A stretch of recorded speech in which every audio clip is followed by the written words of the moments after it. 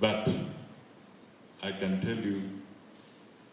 the resilience, the tenacity that we have seen, even after the event,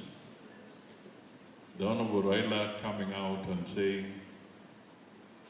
he wants to make a statement. For a moment, we were trying to figure out how to make it in the hall, but in the hall, President Ruto made it on his behalf to concede defeat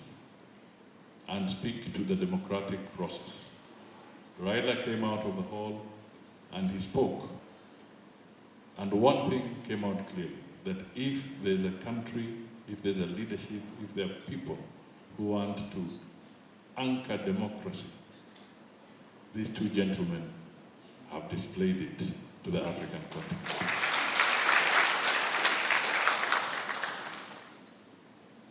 It is a gesture that has been rare because we all know what is happening in the continent, but they came out to say, let us use this platform at the AU to show that people can move forward